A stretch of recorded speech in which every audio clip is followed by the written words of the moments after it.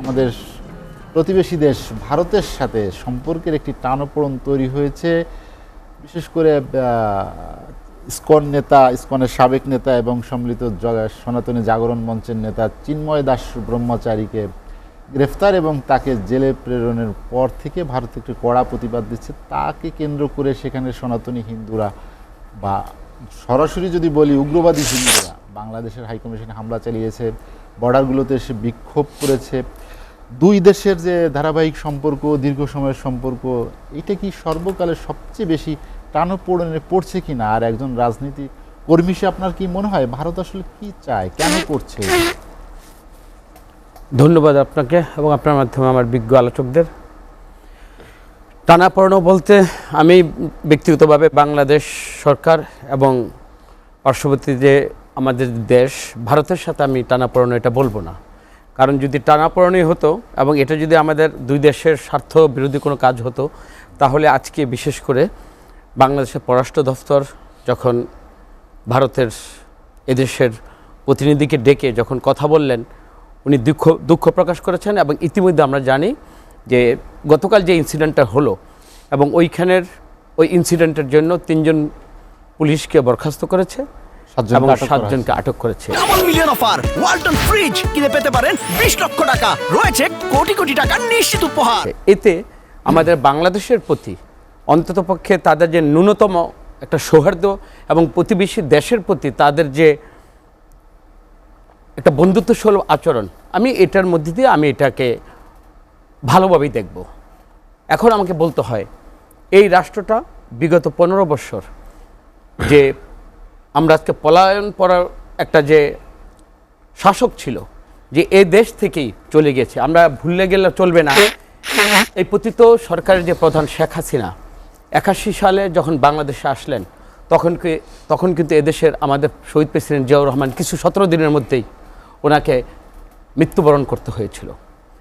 এবং আপনি দেখেন 5ই আগস্ট যখন উনি পলায়ন করলেন, সেই ভারতেই কিন্তু গেলেন এবং যাওয়ার পরে এই দেশের প্রতি তার কোনো মমত্ববোধ নেই, তার কোনো দায়িত্ববোধ নেই। এবং তার ছেলে সজীব ওয়াজেদ জয় আমেরিকায় বসে এবং উনি ওইখানে বসে যতগুলো কথা বলেছেন আমরা ইতিমধ্যে সামাজিক মিডিয়ার মাধ্যমে যে শুনেছি, তাতে এই দেশের প্রতি তার প্রচণ্ড একটা ক্ষোভ, একটা ঘৃণাই আমি বলতে হয়। নিজের স্বদেশ ভূমির প্রতি একটা প্রধানমন্ত্রী, আমি তাকে বলবো বিগত প্রধানমন্ত্রী যে আচরণ বর্তমানেও এই দেশের মানুষের প্রতি যে আচরণটা করতেছে, এটা ভারতের চেয়ে আমি রাষ্ট্রকে, ভারতের বৃহত্তর রাষ্ট্র, আমাদের স্বাধীনতা যুদ্ধের সময় এই ভারত আমাদের পাশে ছিল, আমাদের স্বাধীনতা সংগ্রাম, আমাদের বিজয়ের জন্য ভারতের ভূমিকাকে অবশ্যই আমরা প্রশংসা করি। কিন্তু বিগত সরকারকে তারা ক্ষমতায় রাখতে গিয়ে 15টা বৎসর যেভাবে নির্লজ্জভাবে এদেশের শাসন ক্ষমতাকে তারা ভোটের বাইরে গিয়ে ক্ষমতায় যেভাবে সহযোগিতা করেছে, এতে কিন্তু ভারত কিন্তু এদেশের 11 কোটি মানুষের ভোটারের প্রতি তারা কিন্তু কখনোই কিন্তু যে একটা সম্মানজনক আচরণ, একটা ভোটের অধিকারের প্রতি একটা নাগরিকের যে সম্মানজনক একটা আচরণ পাওয়ার কথা ছিল এবং প্রতিবেশী রাষ্ট্রের যে জায়গায় আমাদের সহযোগিতা পাওয়ার কথা ছিল, তাদের প্রত্যক্ষ বিশেষ করে সুজাতা সিং এসে যেভাবে ভোটের অধিকারকে ক্ষুণ্ণ করার জন্য যতগুলো বল প্রয়োগ এবং অপপ্রয়োগের মাধ্যমে নির্বাহী ক্ষমতাগুলোকে যেভাবে ব্যবহার করে একটা রাষ্ট্রের ভোটের যে মালিক একটা জনগণ, তাদেরকে যেভাবে ভোটের বাইরে রাখার জন্য পার্শ্ববর্তী দেশ যেভাবে নৈতিকভাবে সমর্থন করেছে, তা থেকে আমি মনে করি আজও ভারতকে আমি বলবো না, পুরো ভারতকে কিন্তু আমি দোষারোপ করবো না। ভারতের যে শাসক এবং তাদের সাথে যে পতিত স্বৈরাচারের যে বন্ডিংটা ছিল, আমার মনে হয় এইখানে এরকম কোনো কিছু ছিল যেটা আমাদের এই পতিত স্বৈরাচারের যে পতনটা হয়েছে এটা স্বাভাবিকভাবে নিতে পারেনি। সুতরাং না নিতে পারার কারণে এই দেশের শাসনভারকে এবং এই দেশকে আমরা স্মুথলি আমরা এই দেশটা রান করুক, এটা কখনই যেরকম ভারত চাচ্ছে না। এবং আমার মনে হয় যে হাসিনার চাওয়াটাই এখন ভারতের চাওয়া হয়ে গিয়েছে। ভারতকে আমি কিন্তু বলছি এই সরকার, মোদী সরকার বিশেষ করে আমি মনে করব হাসিনাকে মানে অল আউট যেভাবে এই দেশকে আনস্টেবল করার জন্য যা করা দরকার, মোদী সরকার বিশেষ করে আমি মনে করি ভারতের 150 কোটি মানুষ বাংলাদেশের প্রতি যে আচরণটা করতেছে সেটা পুরো ভারত কখনোই এটাকে সমর্থন করে না। বিশেষ করে গতকালের ঘটনার পরে আমাদের ঢাকা বিশ্ববিদ্যালয়ের, জগন্নাথ বিশ্ববিদ্যালয় যেভাবে এই ভারত সরকারের যে মনোভাবের উপর আমাদের হিন্দু সম্প্রদায়ের ছাত্র ভাইরা যেভাবে আমাদের প্রতি বাংলাদেশটাকে এক এবং অভিন্ন রাখার জন্য, সমস্ত জনগোষ্ঠীকে একাকার রাখার জন্য যেভাবে তারাও নেমে এসেছে, আমি মনে করি এটাতে এই সরকার যেভাবে পদক্ষেপগুলো নিয়েছে, আমি মনে করি ভারত হাসিনার যে কোনো চাওয়া পাওয়ার সাথে যদি মোদী সরকার একও হয়, বাংলাদেশে তার কোনো চাওয়া পাওয়া পূর্ণ হবে না। সেটা ইসকন বলেন, যে কোনো প্রচেষ্টার আঙ্গিকে বলেন, যে কোনো লেবাসে এবং যে কোনো ছদ্মবেশের যে কোনো বাংলাদেশের অপকর্মের জন্য বাংলাদেশের মানুষ আমি মনে করি সচেতন।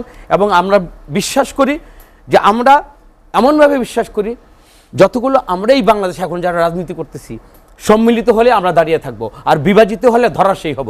সেটা নিশ্চয়ই আমরা পার্শ্ববর্তী দেশের আঞ্চলিক কোনো অপশক্তির কাছে, অপচিন্তার কাছে আমরা কখনো পরাজিত হবে এই মানসিকতা আমরা কখনো পোষণ করি না। আপনি যেটি বলছিলেন যে শেখ হাসিনার চাওয়া পাওয়া আর ভারত সরকারের চাওয়া পাওয়া একও যদি হয়, তো এটি কেন মনে হলো যে শেখ হাসিনার চাওয়া পাওয়াটাকেই ভারত এখানে প্রতিষ্ঠিত করতে চায়? আসলে বাস্তবতা কি সেরকম আছে? কেন থাকবে না? গত 15 বছর এই ভোটারবিহীন নির্বাচন, আমিডামের নির্বাচন, 3টা নির্বাচনে প্রত্যক্ষভাবে নির্বাহী বিভাগ যতগুলো রাষ্ট্রের যতগুলো নির্বাচন, বিনা ভোটে নির্বাচন হওয়ার জন্য যতগুলো আয়োজন ছিল, সবগুলোর সাথে ভারত সরকারের হয় সুজাতা সিং, না হয় ভারতের পররাষ্ট্রমন্ত্রী, সব দিক থেকে তারা এই সরকারের সাথে তারা কি ধোঁয়া তুলেছিল যে এই দেশে যদি বিএনপি অথবা জামাত অ্যালায়েন্স যদি ক্ষমতা আসে, এই দেশটা নাকি জঙ্গিবাদ হয়ে যাবে। এই তথ্যটা কে দিয়েছিল? ভারত দিয়েছিল, এবং এটাকে গ্রহণ করেছিল হাসিনা সরকার গ্রহণ করেছিল। এখনো কিন্তু ভারতীয় মিডিয়াগুলো একই ধরনের বয়ান তৈরি করছে। বাংলাদেশে একটি মৌলবাদী গোষ্ঠী এখানে উত্থান হতে যাচ্ছে, মৌলবাদের কথা বলা হচ্ছে। আপনি দেখেছেন যে ভারতীয় সংবাদ মাধ্যমগুলো যদি আজকে বিষয়গুলো সবচেয়ে বেশি জোর আজকে ইসকনকে উপলক্ষ করে যা হয়েছে, এদেশের 10% আমাদের হিন্দু সম্প্রদায় আমার ভাইয়েরা আছে।